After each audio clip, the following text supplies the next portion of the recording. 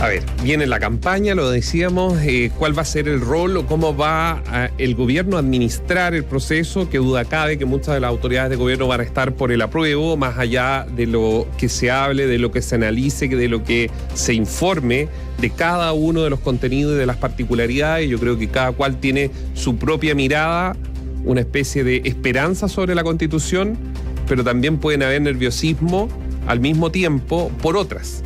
Nadie va a quedar conforme y ahí va a estar la forma en que tanto un sector como otro entregan el mensaje y yo creo que aquí no va a quedar más que educarse de lo que realmente, cómo estaba el texto, a cómo va a salir. Efectivamente, informarse para tomar la mejor decisión. Recordemos que esta decisión es obligatoria, es una elección muy distinta a la que hemos enfrentado cualquiera otra después de la determinación del voto voluntario. Porque es obligatorio para todos, porque el padrón es todas las personas mayores de 18 años tienen que votar obligatoriamente, a diferencia de ahora que estamos todos inscritos, pero uno va y si quiere vota, si no vota. Claro, esto es obligatorio. El 4 de julio termina el trabajo de la Convención Constitucional, se da inicio entonces después al proceso de conocimiento, finalmente de la propuesta que hace la Convención Constitucional y luego el plebiscito. La Contraloría General de la República elaboró un instructivo que exige estricta imparcialidad a funcionarios, funcionarias y todas las autoridades de gobierno para lo que va a ser esta campaña, la del plebiscito de salida. El ministro de la SECPRES, Giorgio Jackson, defendió el derecho de cada persona a tener su opinión y aseguró que el Ejecutivo se compromete con la presidencia. El Servicio Electoral ayer en tanto aclaró que una opinión emitida por distintos medios antes de 60 días de la elección y que no sea pagada, no constituye una propaganda ni tampoco una publicidad. Vamos a revisar más antecedentes con Francisca Cárdenas. Hola Francisca, buenos días. ¿Cómo están? Muy buenos días, Catherine, Néstor. Sí, luego de las críticas que generó el video del delegado presidencial de la Araucanía, Raúl Alar, llamando a apoyar la opción apruebo en el plebiscito de salida y una transmisión también en vivo de la vocera de gobierno Camila Vallejo junto al titular de la SECPRES, Giorgio Jackson, donde explican normas aprobadas en la convención, el Servicio Electoral aclaró qué acciones constituyen campaña política y qué formas de comunicación no lo son.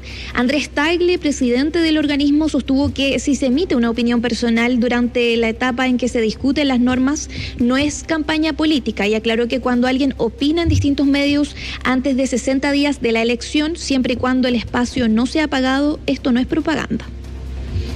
Emitir opiniones personales por cualquiera de los medios, antes de los 60 días de campaña y después de los 60 días de campaña, por internet, a través de un video, la manifiesta en una entrevista de ustedes, en la radio, en una carta al director de un medio de comunicación o en un programa de televisión. Esas son, en la medida que sea una opinión personal y obviamente que no sea pagada al medio, no constituye propaganda. Según el CERVEL, sí constituye campaña política que un ministro, un convencional o un parlamentario se pare, por ejemplo, en una esquina a repartir volantes a favor del apruebo o el rechazo. El Contralor General de la República, Jorge Bermúdez, también se reunió con el presidente Gabriel Boric en La Moneda. Posteriormente, el organismo emitió un instructivo para exigir a funcionarios, funcionarias y autoridades públicas ser imparciales durante el proceso. Consultado sobre las declaraciones del mandatario de que el gobierno no va a ser neutral en el proceso constituyente, Bermúdez señaló que durante el ejercicio de un cargo público debe existir prescindencia. En el uso de recursos públicos, en el uso de horario laboral o en el ejercicio del cargo, los funcionarios y autoridades no pueden manifestar una opción por una u otra de las alternativas que pueden haber en una elección.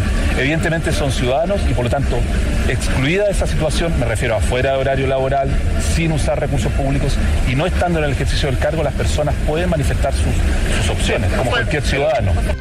¿Qué dijo el ministro de la Secretaría General de la Presidencia, Giorgio Jackson? Que sí, el Ejecutivo se va a comprometer con la presidencia o la neutralidad, pero que de todas formas cada persona tiene derecho a opinar del proceso.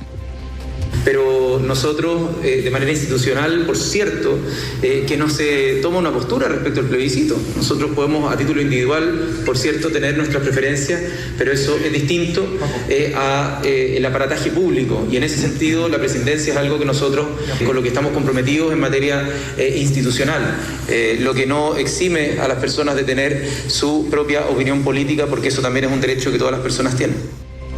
En el oficialismo, distintos parlamentarios señalaron que van a respetar lo emitido por la Contraloría, algo que también es exigido por la oposición. Incluso diputados republicanos oficiaron al órgano fiscalizador por el video en el que aparece el delegado presidencial. Sobre este debate opinaron el diputado de Convergencia Social Diego Ibáñez y la legisladora de Renovación Nacional Camila Flores. Para nadie es un misterio de que somos promotores de la Convención Constitucional, pero debemos ser estrictos en el uso de los recursos públicos y también el ejercicio de cargos que son pagados con fondos de todas y todos los chilenos que tienen diversas opiniones respecto al proceso constituyente. Ya hemos tenido dichos de personeros del gobierno que han señalado que ellos no van a ser neutros y que van a participar activamente para que gane la opción del apruebo. También hubo reacciones en la convención. La constituyente del Frente Amplio, Beatriz Sánchez, señaló que luego de dejar de ser convencionales podrán apoyar libremente al apruebo. Desde el 4 de julio para adelante, dejamos de recibir un salario, volvemos a ser no convencionales, ciudadanas y ciudadanos de este país, pero con un rol especial. Por lo menos para mí personalmente, y creo que para mis compañeras y compañeros, el 4 de septiembre es como un examen de grado, ¿no? Y ahí sí que, perdónenme, como ciudadanos y ciudadanas de este país, y yo invito a todo el que quiera a sumarnos de lleno a la campaña por el apruebo. Somos convencionales hasta el 4 de julio. El presidente Gabriel Boric entregó su apoyo a la convención, recordemos esto, asegurando que como gobierno tienen el deber de incentivar el voto, la información y que no son neutrales en el proceso de cambios.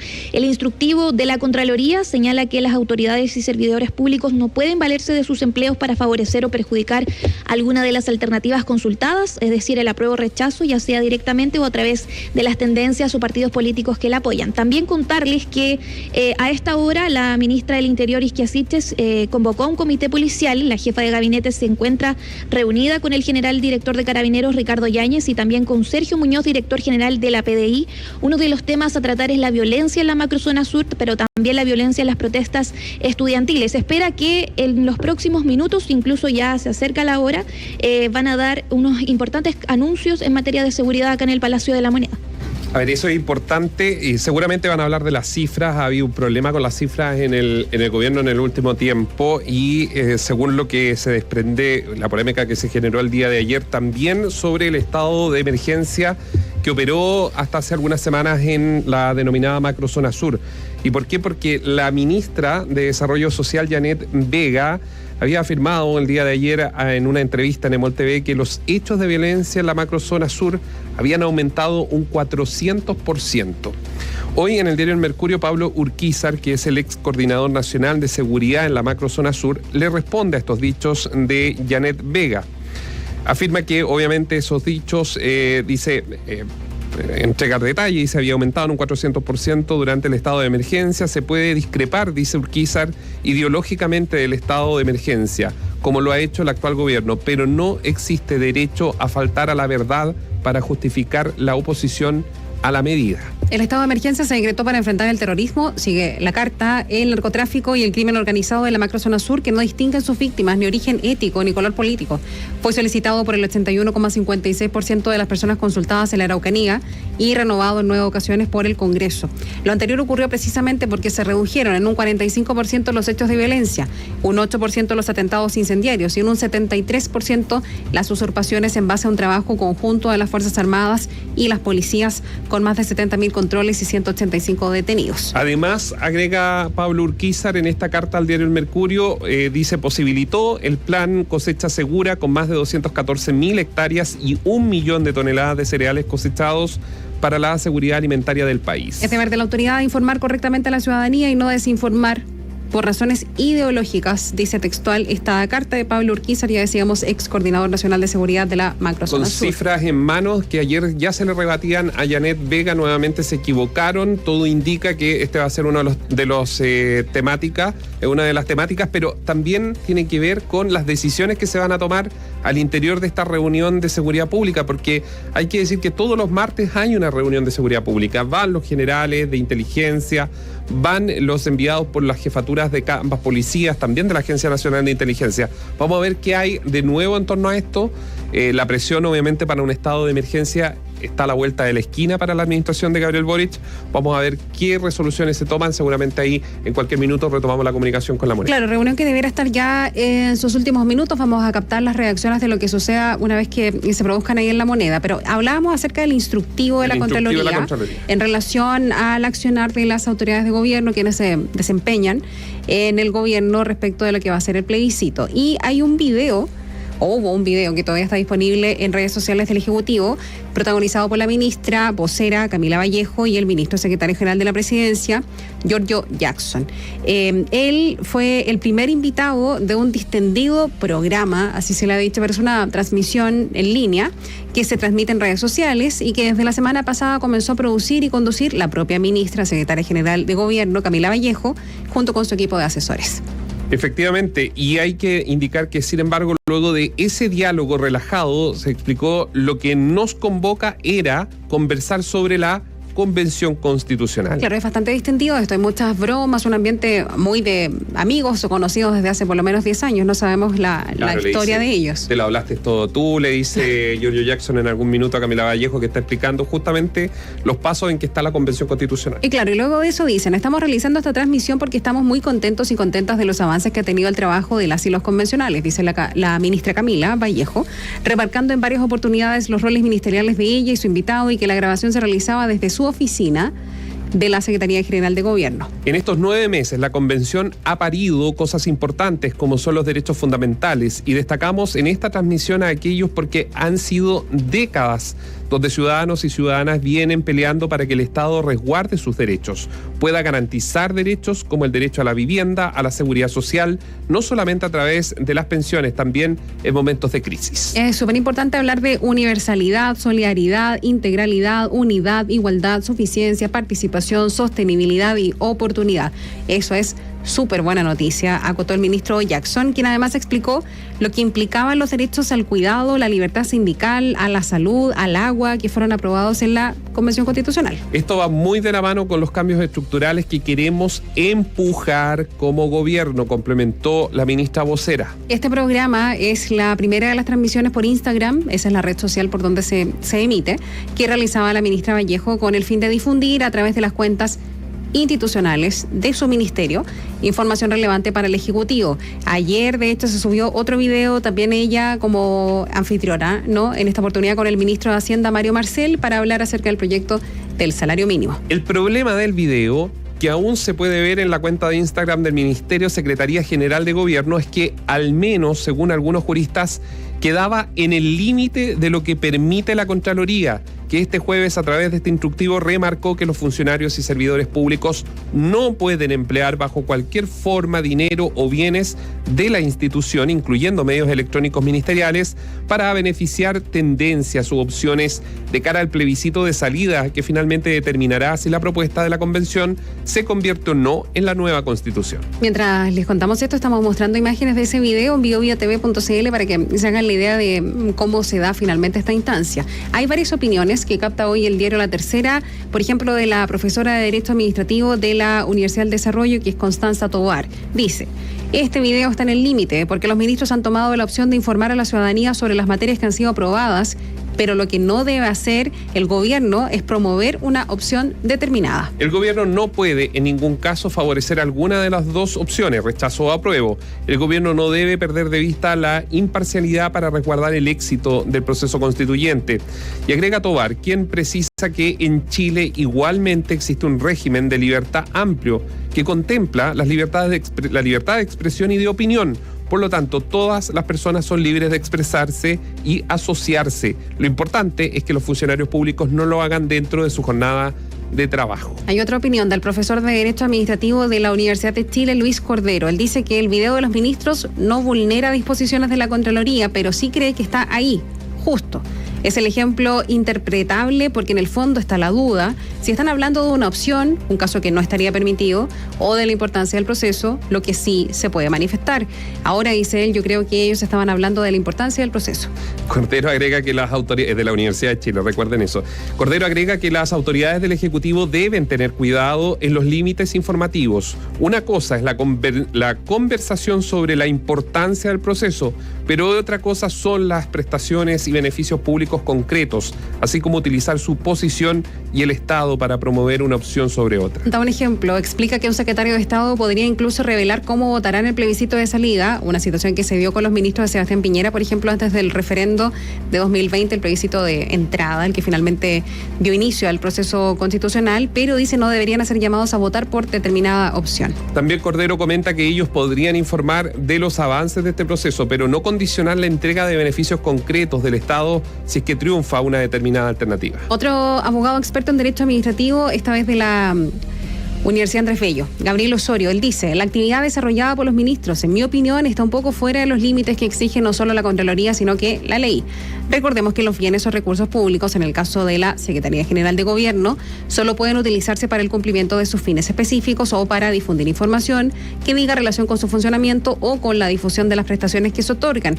Y en el presente caso, si bien no hacen un llamado a votar, se utilizan recursos para difundir informaciones fuera del ámbito de la propia administración del Estado, lo que vulnera, dice la legislación. Si bien la actividad es interesante, lo que hace es difundir información ajena a las prestaciones que otorga en la administración del Estado o que se encuentran fuera de la actividad propia del gobierno. Lo anterior se condice con las numerosas jurisprudencias que existen sobre el uso de comunicaciones públicas, los gastos irrogados y el uso de las redes sociales, dijo Gabriel Osorio, quien señala además en ese sentido que el instructivo de Contraloría no es novedoso, puesto que solo reitera el principio de imparcialidad y apoliticidad que debe regir en la administración del Estado.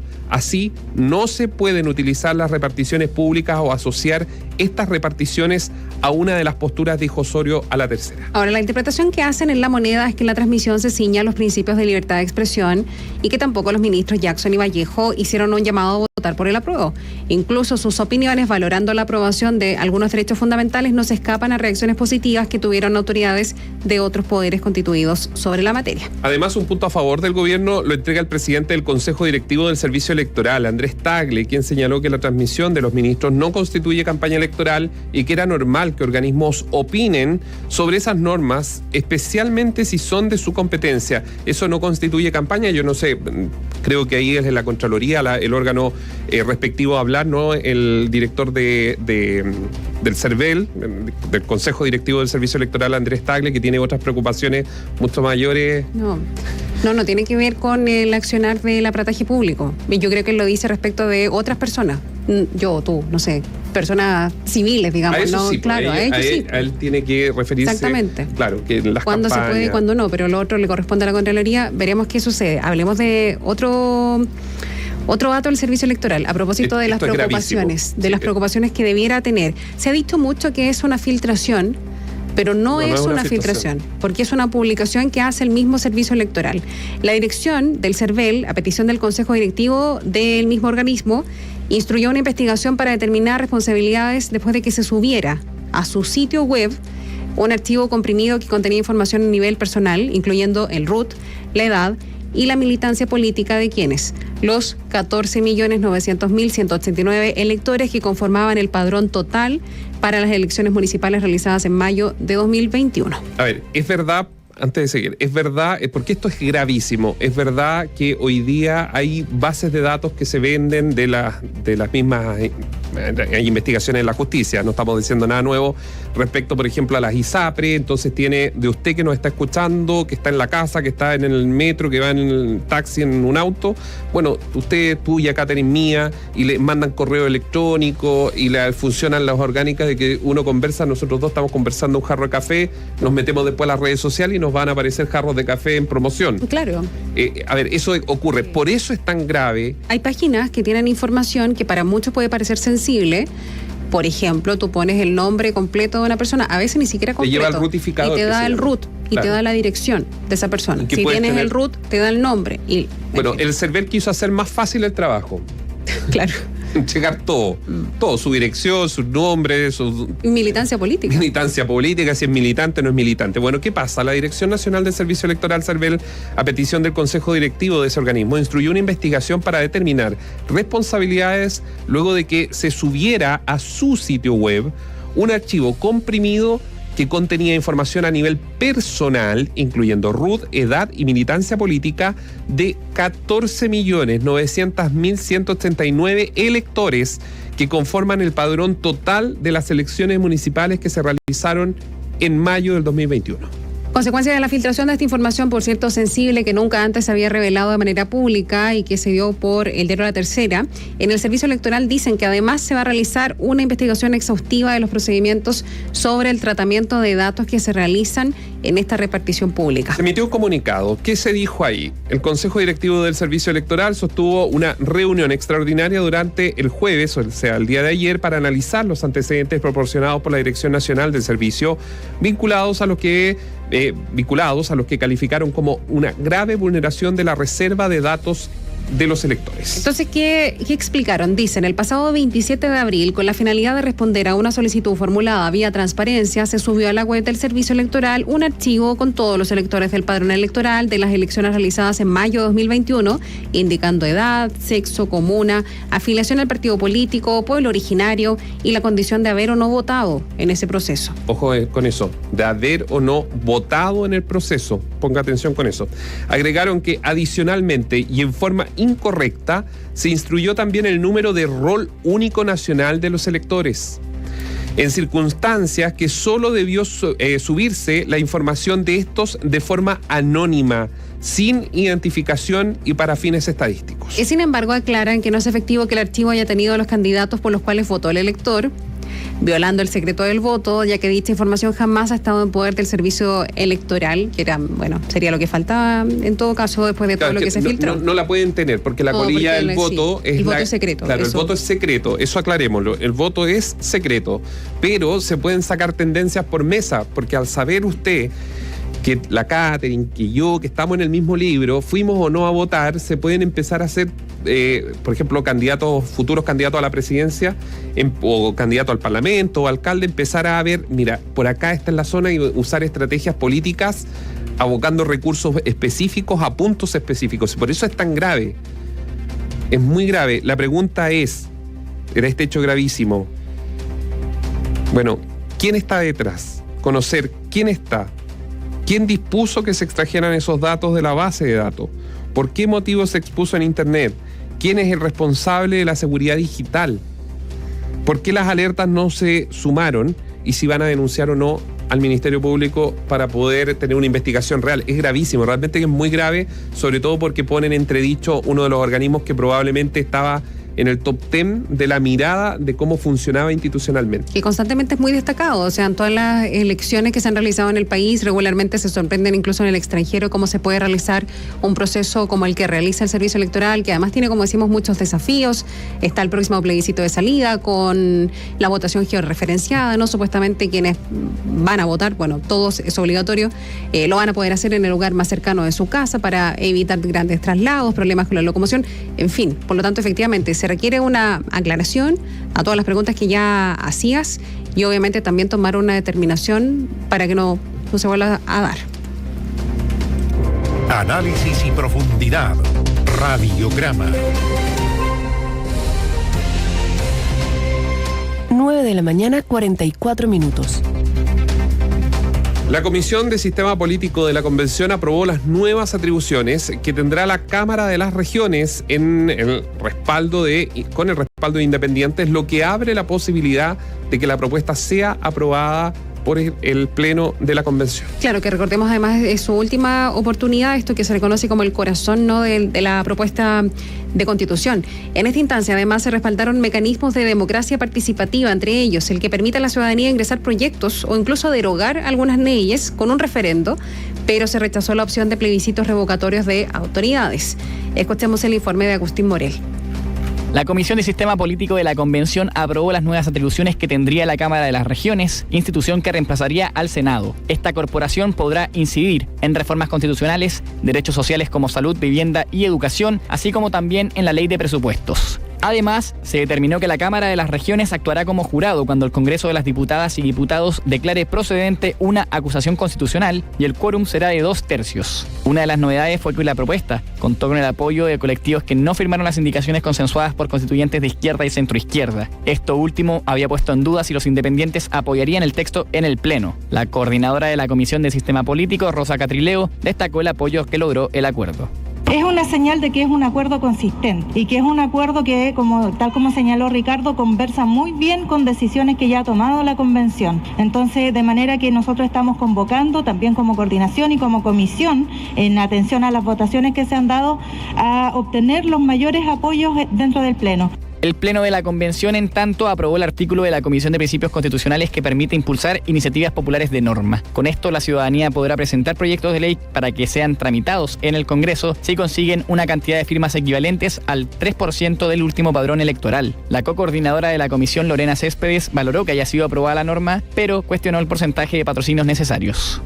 Yo por lo menos estaba por un porcentaje menor, pero me parece que es adecuado para comenzar estos procedimientos y justamente en la práctica se va a ver cómo se realizan, si es que son factibles, si es que los porcentajes están bien y esperemos que se pueda generar este mecanismo, que realmente la democracia se modernice en nuestro país y empezamos a ser cada vez más participativos. Sin embargo, se rechazó la propuesta que permite impulsar plebiscitos para destituir autoridades. La convencional del Frente Amplio, Beatriz Sánchez, lamentó esta votación. Creo que es una lástima que no se haya aprobado porque creo que en este tipo de elecciones, cuando las personas del pueblo de Chile elige a alguien, es el pueblo de Chile el único que le puede quitar esa validez en el cargo. Así que es una lástima que se haya perdido.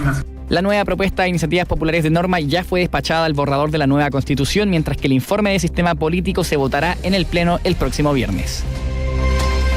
Mira, en esta conversación entre los ministros, la vocera con el ministro de la SECPRES que recién mencionábamos, se habla de la importancia para la agenda del gobierno que se apruebe la nueva convención, nuevo texto constitucional. Sí. Bueno, entonces eso demuestra lo que ya hemos hablado varias veces acá, de que el gobierno tiene un itinerario que su agenda real va a partir después del 4 de septiembre, que es el plebiscito de salida. Y está muy de la mano con una nueva época, como llaman en el Palacio de la Moneda, con este nuevo texto constitucional. ¿Cuál es el problema? Es que si esto en algún minuto, por ejemplo, el Parlamento aprobara un proyecto que retrase el proceso y que le dé más tiempo a los convencionales para seguir trabajando, el gobierno se quedaría sin agenda. ¿Y por qué lo decimos? Porque el diputado del Partido Liberal, que es oficialista, Vladimir Osevich, anunció el ingreso de un proyecto de reforma constitucional para ampliar por 3 meses más el trabajo de la convención. Él dijo que dada la importancia de este organismo, es necesario impulsar esta prórroga para dar mayor espacio a las instancias de diálogo. Además, afirmó que la extensión del mandato facilitaría los consensos en todos los sectores. Creemos de que presentar una reforma constitucional que permita 3 meses más, nos parece que es mejor hacer las cosas bien versus tener un borrador, un texto constitucional que no sea el mejor, que nos va a quedar por las siguientes décadas. Entonces, lo barato puede costar caro. En la propia convención se mostraron reacios a extender el trabajo del organismo. El vicepresidente del órgano constituyente, Gaspar Domínguez, señaló que esto ya fue debatido hace unos meses cuando se concluyó que no es necesaria la extensión y que el cronograma se va a cumplir. La verdad, nosotros creemos que tiene la libertad y autonomía de hacerlo, pero desde esta convención, como hemos dicho más de una vez, tenemos un cronograma con una fecha límite que es terminar el 5 de julio. Seguiremos trabajando en esa dirección y vamos a lograr en esa fecha tener una propuesta de texto constitucional. En el Partido Comunista y en la UDI coincidieron con la postura de Gaspar Domínguez. El convencional del Partido Comunista, Marcos Barraza, señaló que, considerando que ya existe un cronograma con plazos definidos, una extensión no tendría efecto. Y Felipe Mena, que es de la UDI, sostuvo que 3 meses más no harán diferencia. No resulta conveniente y más bien supone una interferencia establecer una prórroga.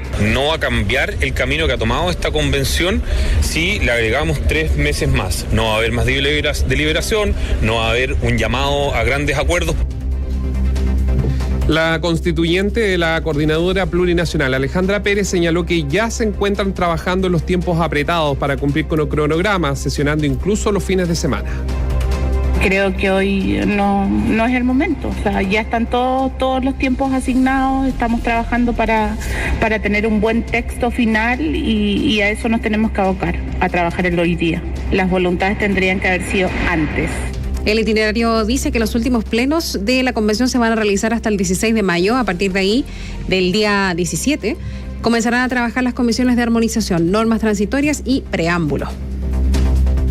Hacemos un pequeño alto respecto a este tema. Nos vamos al Palacio de la Moneda. Habla la ministra del Interior y Seguridad Pública, Isquia Siches, Francisca Cárdenas.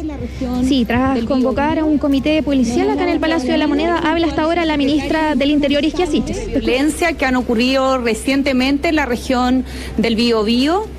Nos hemos reunido junto al subsecretario Manuel Monsalve con las máximas autoridades de nuestras policías, Sergio Muñoz, el director de la Policía de Investigaciones, y el general Yáñez de Carabineros de Chile, para poder trabajar en conjunto y poder hacer operativas distintas medidas que nos permitan enfrentar la situación de violencia que se vive en nuestro sur. Obviamente tenemos que transparentar a las personas que están en sus casas que este es un escenario que no es de una solución sencilla como tampoco inmediata. Pero están acá todas las capacidades del Estado para enfrentarlas de forma coordinada y de cara a la ciudadanía. Es así como estos hechos de violencia, como también los problemas centenarios que enfrentamos como país, están dentro de las principales prioridades de nuestro gobierno. Es una de las máximas preocupaciones de nuestro presidente de la República y de esta ministra. Vamos a tener estas reuniones de forma periódica para darle seguimiento y para poder hacer que las capacidades del Estado se pongan a disposición de las soluciones. Es por eso que hemos acordado una serie de medidas estratégicas y operativas para enfrentar en lo inmediato, mientras seguimos trabajando en las soluciones de fondo de un problema tan complejo como el que enfrentamos. A continuación, nuestro subsecretario Manuel Monsalve va a detallar las medidas que hemos acordado. Muchas gracias, ministra. Primero agradecer a todos quienes están acá. La ministra lo ha dicho muy bien. Este es un problema... Voy a sacar la mascarilla de eso. Este es un problema histórico, es un problema centenario, pero la seguridad en particular es una tarea del conjunto de las instituciones del Estado. Por eso hoy día la ministra ha convocado al general director de Carabineros de Chile, al director general de la Policía de Investigaciones, y durante el transcurso de la semana van a seguir habiendo reuniones con las instituciones del Estado, porque entregar seguridad es una tarea del conjunto del Estado. Queremos empatizar con quienes hoy día viven condiciones de inseguridad frente a los graves hechos que ocurrieron el día de ayer en la provincia de Arauco, a quienes se dedican al transporte y también a ciudadanos que ayer se sintieron amenazados y fueron amenazados con armas de fuego, que son ciudadanos que estaban en las calles, en la vía pública, y queremos solidarizar con ellos y reiterar el compromiso del gobierno del presidente Gabriel Boric para rechazar todo acto de violencia, para perseguir y hacer la persecución penal de quienes cometen delitos y para mejorar las condiciones de seguridad en la zona, que es lo que nos ha instruido nuestra ministra. Y en ese contexto, como lo ha dicho la ministra, hay decisiones de carácter estratégico y otras de carácter operativo.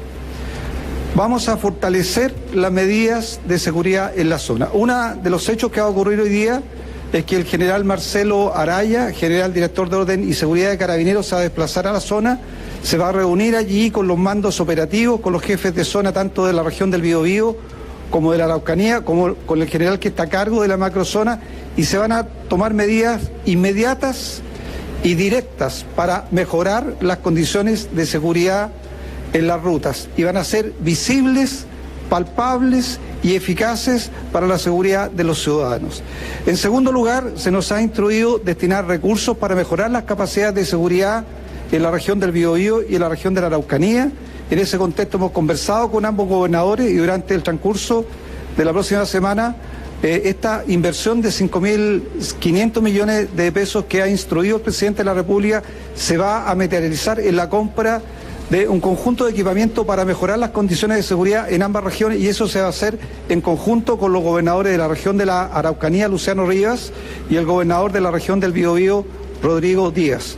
Estamos trabajando y vamos a anunciar medidas en materia de obras públicas, y obras públicas tienen una gran incidencia en las condiciones de seguridad porque las rutas o las principales rutas del sur de Chile son rutas concesionadas y se nos ha pedido avanzar en mejorar condiciones de seguridad en términos de pórticos y cámaras, también como en zonas de descanso, particularmente para el transporte, medidas que vamos a tomar. En tercer lugar, se nos ha pedido fortalecer las políticas del Estado para poder atender de manera oportuna a quienes eventualmente son víctimas de hechos de violencia, cuestión que también estamos decidiendo el día de hoy, y van a haber medidas que van a incorporar y mejorar la oportunidad de la ayuda a las víctimas, pero también van a incorporar a aquellos que estaban fuera de las políticas de reparación, como eran los conductores de los medios de transporte. Y consideramos que esta es una medida que muestra la preocupación del gobierno también por las víctimas con quienes empatizamos, queremos acompañar y queremos también reparar con medidas concretas. Y también hay un conjunto de medidas de carácter estratégico que no voy a detallar aquí, pero que tiene que ver fundamentalmente con la coordinación de todas las capacidades del Estado para prevenir, para perseguir y para sancionar los delitos que se cometen en la zona sur de Chile. Muchas gracias. Va a responder preguntas la ministra del Interior, Isquia Siche, va a responder preguntas de la prensa. También se encuentra presente el director general de la Policía de Investigaciones, Sergio Muñoz, y también el director general de Carabineros, Ricardo Yáñez. Escuchemos las preguntas de la prensa. De las medidas, en específico se respondió a el estado de excepción en la macrozona sur, y también preguntarle si sobre el desglose de las medidas en específico se respondió a alguna de las demandas de los petitorios de los camioneros en las rutas. En relación al petitorio de los camioneros, les he encomendado al subsecretario Manuel Monsalve tener una relación directa con ellos. No queremos adelantarnos a los anuncios. El subsecretario se va a reunir con las distintas organizaciones a mediodía de hoy para poder detallar cada uno de los petitorios que están sobre la mesa. Y en relación al estado de excepción constitucional, la evaluación que hemos hecho en conjunto con nuestras policías es que hay una evaluación subjetiva en torno a la seguridad, pero las capacidades operativas que nos permiten el estado de excepción, nos parece que hasta en la actualidad hay muchas medidas que tomar antes de llegar a una opción como esta, y consideramos que no permite ni dota a las capacidades locales algo muy sustantivo, y por lo mismo hemos estado fortaleciendo e implementando las medidas que en el breve plazo pueden mejorar las rondas preventivas y los tiempos de respuesta de nuestras policías, que son las que están justamente enfocadas en el control del orden público. Entonces, los vecinos, gente que ha llamado también insistentemente a reponer este estado de excepción, por ahora se tiene descartado. Nos queremos hacer cargo justamente de la percepción subjetiva en materia de seguridad, y eso es algo que el general director le ha encomendado al general Araya hacer patente desde el día de hoy en las rondas preventivas, en los puntos de control, pero también necesitamos ir solucionando materias en las capacidades investigativas, en la eficacia del Estado en detectar y encontrar a quienes son responsables de estos hechos de violencia, y eso lamentablemente no lo soluciona un estado de excepción. Tuvimos casi 6 meses de estado de excepción constitucional en el sur y lamentablemente no avanzamos en las soluciones de fondo, y creo que esa debe ser la mirada de los distintos actores, trabajar en soluciones que nos permitan no solamente tener la percepción de seguridad, sino realmente avanzar en materias de seguridad. Ministra, quería preguntarle, los camioneros de Fedesur insisten en que usted no los quiere recibir, y que básicamente no los quiere recibir porque no tiene un plan. Lo que anuncia el subsecretario Monsalve es algo que ya se había anunciado. Entonces, saber si es que efectivamente ellos, hay algo de cierto en lo que ellos plantean. Me parece poco factible que haya medidas que se hayan anunciado, porque las hemos acordado en la reunión que se acaba de realizar. Efectivamente, le he encomendado al subsecretario llevar las conversaciones con los distintos gremios pero quiero clarificar que este gobierno tiene sus puertas abiertas y esta ministra está disponible al diálogo con todos los actores. Así que con todos los gremios la invitación es a seguir trabajando en conjunto, pero reiterar, las soluciones no son sencillas ni inmediatas. Queremos resolver los problemas estructurales en materia de seguridad y también resolver las materias junto a los distintos gremios de camioneros y transportistas para que hayan vías más seguras y no podamos lamentar hechos de violencia como los que hemos vivido recientemente. Muchas gracias. Palabras de la ministra del Interior, Isquia Siches, tras esta reunión y comité policial convocado con las policías en el Palacio de la Moneda. Parte de los anuncios del gobierno, Carabineros se va a desplazar a la Araucanía y se tomarán medidas para mejorar las condiciones de seguridad en las rutas. Se van a destinar recursos para la seguridad de la región del Biobío y en la región de la Araucanía. También se van a fortalecer las políticas del Estado, incorporando a los conductores dentro de las iniciativas de reparación desde el Palacio de la Moneda. Biobío, la radio. Se van a tener que someter obviamente a un fact-checking las declaraciones de la ministra, porque efectivamente al buscar información sobre todos los anuncios que se han hecho en las semanas anteriores o previos a esto que ha ocurrido son muy coincidentes en lo que ha dicho Manuel Monsalve, el subsecretario del Interior. Es más, le faltó en este punto de prensa agregar un punto: los 1.000 millones para la compra de drones y los carros policiales blindados que van a mandar a la región de la Araucanía, que lo dijo la propia ministra Isquia Siches en una de las comisiones de la Cámara de Diputados sobre seguridad ciudadana. ¿Cuál es lo nuevo de lo que ha dicho? Nos imaginamos que podría estar dentro de lo que dice Manuel Monsalve, pensando, digamos, positivamente en que dentro de lo que no se puede informar hay decisiones nuevas. Pero la verdad que todo lo que ha dicho era como escuchar a los gobiernos de Michelle Bachelet y Sebastián Piñera, o sea, más de lo mismo. Gracias, Francisca. Buenos días.